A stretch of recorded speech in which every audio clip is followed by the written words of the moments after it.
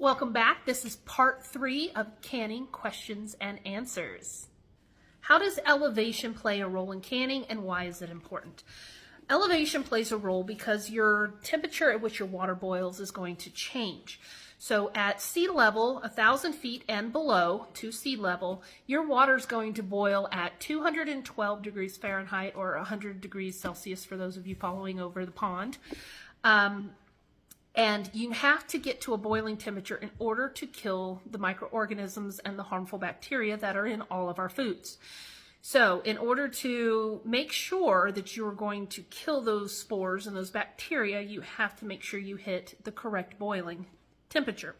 Now, the book that I have previously talked about here, your ball canning book, in the back on page 420, there is an altitude adjustment chart. I'm going to show you that really briefly. All right, you can pause if you want to go back to it. Basically, what it tells you is it gives you your altitudes, and it's in pretty good chunks, 1,000 to 3,000 feet, 3,000 to 6,000, 6,000 to 8,000, and 8,000 to 10,000 feet. And it's going to tell you how much time to increase your cooking, okay? By that, I mean, if you're processing something and it says you need to process it for 20 minutes, but you live at 6,000 feet, for 6,000 feet, it says 15 minutes. So you're going to be doing 35 minutes total. You have to increase the time in the book on the directions by your elevation. This is going to ensure you hit the proper boil for the right amount of time. If you don't know what your elevation is, this book does give a couple of really good insights. It gives you a list. However, some of my followers have pointed out that Alaska doesn't exist here. I think there was, no, California's there. There was a couple other states that doesn't have. So by all means, Google it, write it down, learn what your altitude is, because that is a very important factor in making sure that your canning is safe for eating.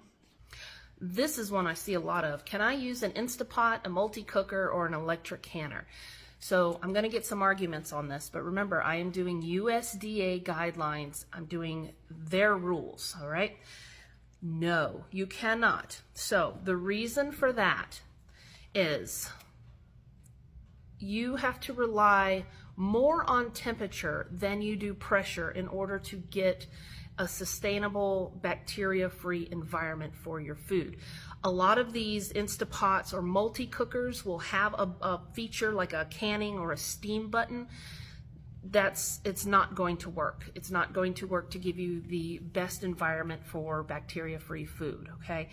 You need a canner that is specifically designed for canning, not multifunctional. You can't be able to cook in it and things of that nature. Now, the information that I'm giving you, this is based on research that was conducted by the National Center for Home Food Preservation, and they work alongside the USDA to actually put these things to the test. So what I'm telling you has been put to the test. Now there is I want to say it was a Presto, I think they called it a Presto Precise canner that claims to be the first USDA electric approved canner.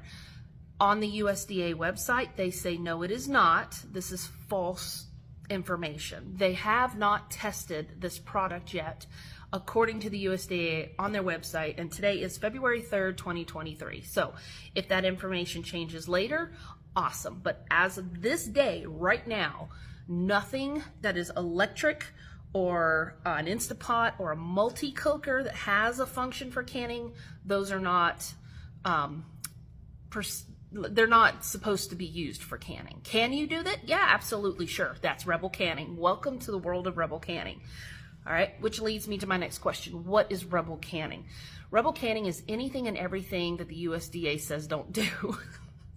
So if you have anybody in your family's history, your forefathers, your ancestors, whatever, that canned, they were Rebel Canning. Where can I get some supplies in the jars from? So TikTok's removed it twice on me, but I still might, I don't know. There was a link in my bio of everything on Amazon that I have purchased that is USDA approved. If it's still there, hallelujah. If it's not, I really don't know. I mean, I guess I can write it down and I'll hold it up in a picture for you guys. as far as brands and stuff. But for now, as far as I know, that link is still there. Jars are really expensive. A couple of good places, Azure Standard, Azure, is one of the places that I get a lot of my Mylar bags and oxygen absorbers. I know they're out of jars right now because that's a very good, it's a commodity to have right now amongst the canning community. But I have found that my local hardware store actually has a really good price on theirs. Ideally, your jars come in a pack of 12. That's a case. You'll get about 12 jars.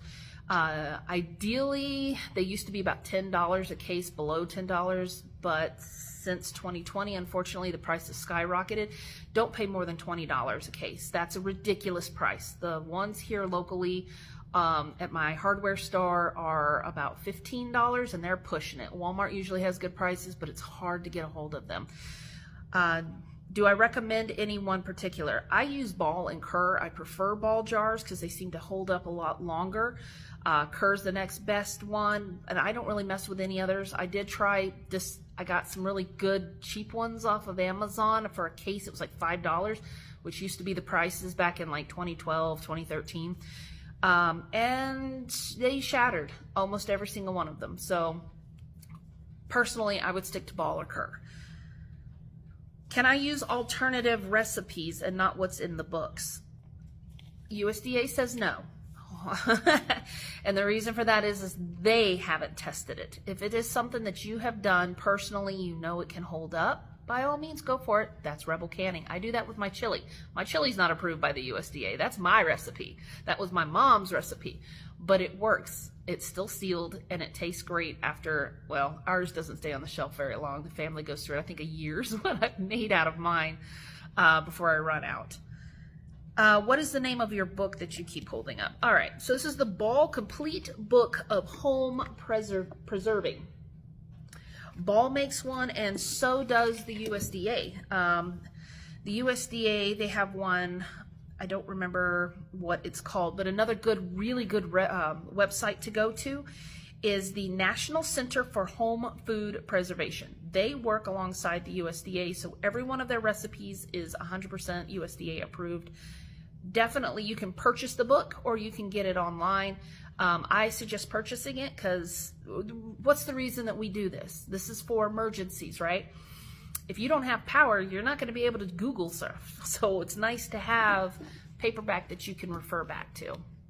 And that is going to wrap up our video for today. If I have not covered your questions or you have any more, please leave them in my comments. And like I said, I'm going to be making plenty of these videos to try to answer as much as possible. And stay tuned for the botulism one. It is coming up next.